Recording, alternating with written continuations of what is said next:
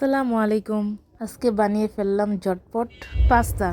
সময় বিকালে একটু নাস্তা খেতে ভালো লাগে। সময় পরিবারের সবার সাথে একসাথে একটু গল্প করা হয়। পাস্তাগুলো সিদ্ধ করার পর একটা প্যানে তেল দিয়ে পেঁয়াজগুলোকে একটু ভেজে নিচ্ছি। পেঁয়াজগুলো লাল হওয়ার পর এখানে আমরা ডিম ঢেলে দিলাম। তো ডিম ব্যবহার করিনি এখানে। ডিমগুলোকে ভালোভাবে নাড়াচাড়ার পর একটা ঝুরা ভাব আসবে, কারণ সবার কাছে যে ডিমটা যায় এই জন্য এটা করা হয়। ডিমটা হয়ে গেলে আস্তে আস্তে এটার মধ্যে পাস্তাগুলো ঢেলে দিচ্ছি। পাস্তাগুলোকে হালকা নাড়াচাড়া দিয়ে ভেজে নেব। তারপর এটার উপরে টমেটো কুচি, ধনিয়া পাতা, টমেটো সস, কাঁচামরিচ ব্যবহার করে আবার এগুলো বেশি করে ভেজে নেব। এটা সিদ্ধ হওয়ার জন্য একটু আগে দিয়ে ফেলছি। তারপর উপর থেকে ম্যাগি মশলাগুলোকে ভালো করে দিয়ে দিচ্ছি, আর উপরের গুলোকে নিচে নিয়ে আবার ম্যাগি মশলা দিয়ে দিচ্ছি।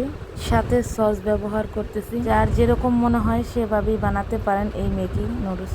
আবার হোয়াইট সস বানিয়েও পাস্তা বানাতে পারেন, সেটাও দিই। এখানে গ্রানের জন্য দেশি ঘি দিয়ে দিচ্ছি উপরে একটু বেশি করেই। ঘিটা দেওয়ার কারণে এখানে অসাধারণ একটি ফ্লেভার এসে গেছে। ঘিটা নামানোর কিছুক্ষণ আগে ব্যবহার করছি। তারপর ধনিয়া পাতা কুচিগুলো উপর থেকে দিয়ে দিলাম। তৈরি হয়ে গেছে আমার মজাদার পাস্তা। চলুন এবার পরিবেশন করা যাক। তার সাথে ছিল কফি আর ডালিম, আমার ফেভারিট ফল।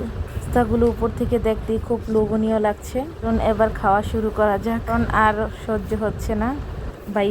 ভাই একসাথে বসে খাওয়া দাওয়া এবং গল্প চলছে। কফি খেলে ক্লান্ত এবং ঘুম দুইটাই দূর হয়ে যায়। কে কে ফ্যামিলির সবাই মিলে এরকম আড্ডা মারেন অবশ্যই কমেন্ট করে জানাবেন। আসসালামু আলাইকুম।